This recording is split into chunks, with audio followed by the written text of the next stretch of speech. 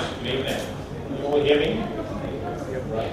Okay. It's interesting that you mentioned my exposure in South Africa. That's really why I started my work career, and that was my first exposure to what we variously call corporate social investment and corporate social responsibility. And that term, corporate social investment, has always stuck with me because it's always, this really is about a hand up rather than a hand out.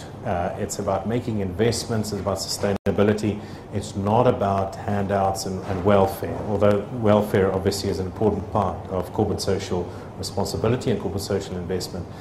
And of course, since those days, of course, at the time we were dealing with apartheid and all of the issues associated with that, and it was interesting that multinationals at that time were taking a lead in terms of social change, social issues, and some of the more welfare-related issues. And that's really why I had my first exposure to corporate social responsibility, corporate social investment, and it was really interesting the time that the country was going through. Through the rest of my career, I've had various bits and pieces of exposure. Most recently, when I joined Datacraft, what was then Datacraft, now is Dimension Data, I got involved in Dimension Data's wonderful Carecraft program, and I'm here tonight to tell you a little bit about that. As I talk about that, you'll see linkages with a number of those things. I don't come neatly packaged with slides and so on.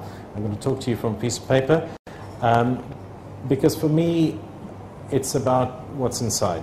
It's about how one feels about this. It's a state of heart, really, and I think that's what's driven the Datacraft, now Dimension Data program, and what really has been an underpinning of what we do. When I arrived in the company, the program was already in place, and in fact, about a year before I arrived, the management team had gotten together and said, we want to give back. And that's all they said. No strategy, no fancy highfalutin word. We want to give back. We've been successful.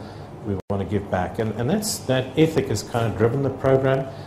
As we've gone along, we've tried to create some more framework, create some more structure, but the fundamental spontaneous elements of the program have been enduring all along, and I think that's really where the success of the program has been.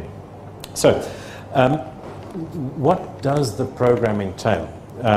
We have three major legs, three major areas in which it operates. The first is youth and education development. So together with World Vision, we have a very productive partnership throughout Asia.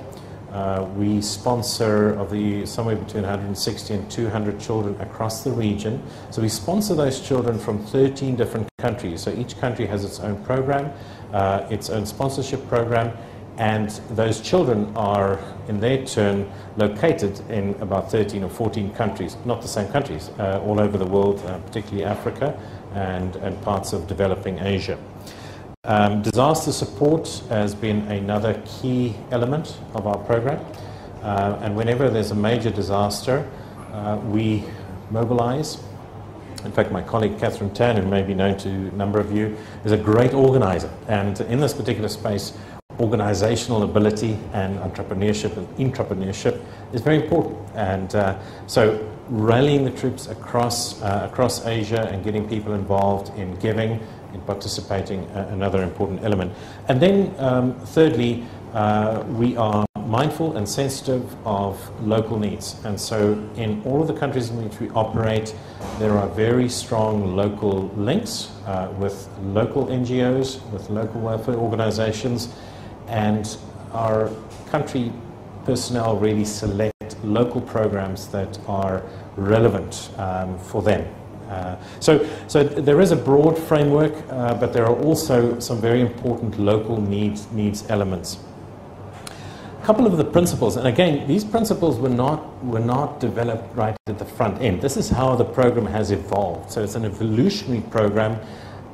The only top management involvement was initially saying, yes, we think we should do this, it's a good thing. And since then, the program has developed its own life right across the region. Voluntarism, very important for us. It is fundamentally about employee participation. It is not a check writing exercise.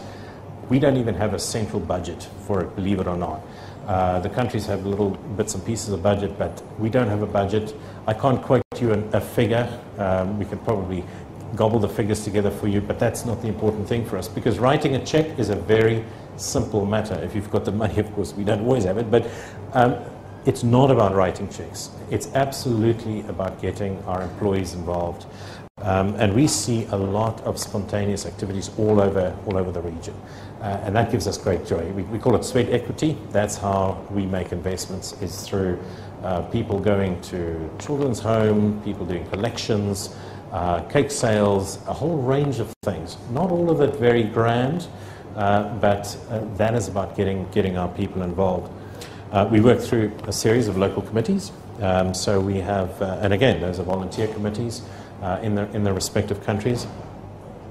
And again, as I said, it's about a hand up, it's not about a handout. So whatever we do will have an element of employee participation, employee involvement, and we'll also be looking at how the contribution we're about to make will make a long-term sustainable difference. So for instance, our World Vision Partnership Program is aimed specifically at that, because we sponsor children in a number of countries, and that money goes towards the communities in which they operate.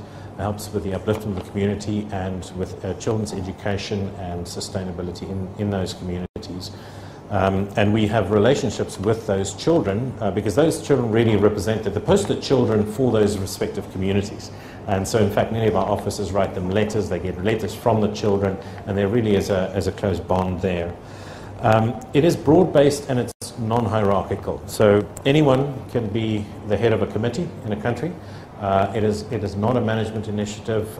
It is driven by our people, and that's what makes us very proud of the program. We do provide support through central marketing resources, internal marketing resources. We give web intranet space for every country to publish its achievements, to publish its children, what it's doing around that, and it's a sense both of great pride for the countries in which we operate and great competition to see who's doing the best, who has great activities running. As I said, funding, no central budget. It is all driven organically by the countries. They would put a little bit of money aside every year, but we also do a lot of fundraising through internal auctions. So when we have a big function, big meetings, we'd have internal auctions, and in that way contribute money. We were talking to some of the other speakers earlier tonight about commercialization, commercial links. Our program is absolutely not a commercial program. There is a lot of space for these programs to have a commercial leg, but ours is not. It had an internal evolution. It was about participation, about individual involvement.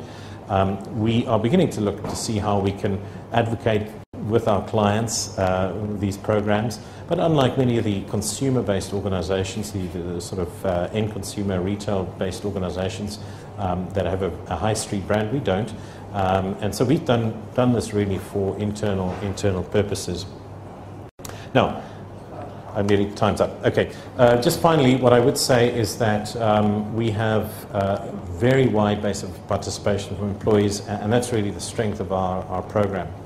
And I think we'd like to, however the program evolves, we'd like to see that element remain. What we're now beginning to see is employees and prospective employees asking us what we're doing, being interested in what we do, and we also see in the employment domain, it makes a real difference when your program is genuine and there's a lot of word of mouth around it. So with that, that's all I have. Yeah, thank you.